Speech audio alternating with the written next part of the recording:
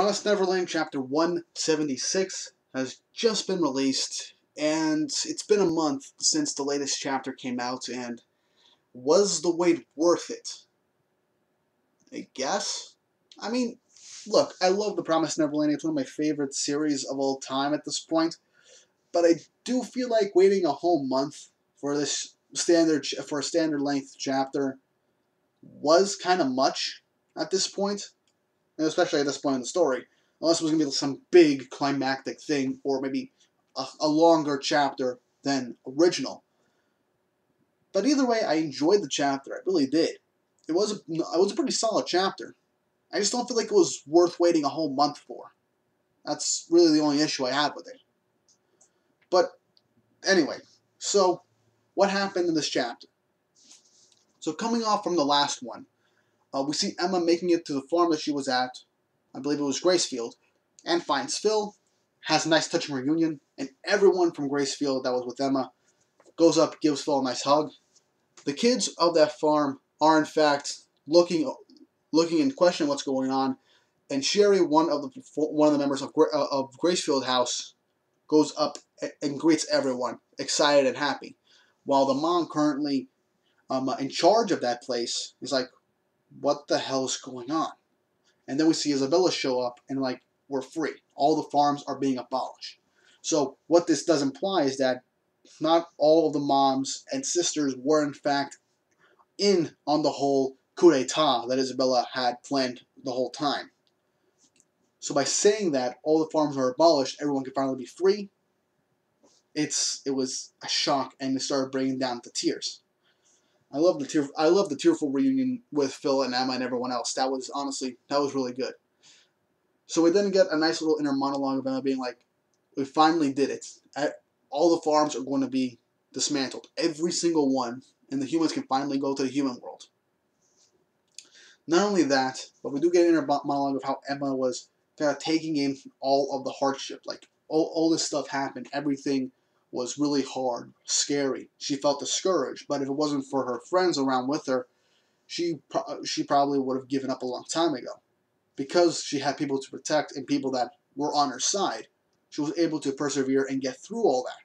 Which, as much as I feel like it didn't need to be said, I am kind of glad that it was stated in this chapter through Emma's inner dialogue, since it's basically over. So everyone is happy and cheerful, and all the staff members of the farms are being arrested at this point. The Imperial soldiers that were surrounding the place got orders from the capital, from Livis and Mujika, who is the new queen of the demons, to capture all the farm staff so that, they can be arrested and abolish all farms. That is honestly really, really great. I love how this is going pretty fast. It is going a bit fast, but I do feel like it was necessary. So everyone's happy, hugging, cheering, but a demon manages to sneak through, and he starts scaring everyone. The kids are running away from him. He's like, I can't accept this. This is my farm, my meat, and he starts to attack them. Emma rushes to try and protect her siblings, who are about to get attacked and killed by this demon. She runs in to grab them, but isn't able to run out of the way in time. Ray is running for his gun to try and shoot the thing, but once he grabs it, they all look in shock and somewhat horror. Isabella got in the way and took the hit. And that's how the chapter ends. I know I kind of went through this pretty quickly, but not too much happened in this chapter. It was just a nice, tearful reunion of everybody. A good recollection of what happened. Emma essentially remembering all the crap she and everyone went through to try and finally get everyone free. And now a stray demon that was running the farm, was one of the people running the farm, gets in the way and tries to kill them so that he can have his meat. And Isabella gets in the way, solidifying how much she does in fact care for the kids. Which is also being stated, if you can think back earlier on in this chapter, there was a bit of a death flag, if you can call it that. When that mom was questioning what the hell was going on, and when she sees Isabella, she says that they're free, and that now they can just love the kids. They don't have to mask their horror of what they're going to do or live with the guilt of sending these kids off to their deaths. Just raise them like normal kids, give them normal lives. And I'm glad for that. So yeah, that was somewhat of a death flag if you really look into it. It was a very minor one that you couldn't really tell. But I feel like Isabella may have needed to die for this. Like a real character death. I mean, we kind of didn't get a character death with Norman. We got characters for like Lucas and Yuko. I mean, some of the kids from Goldie Pond.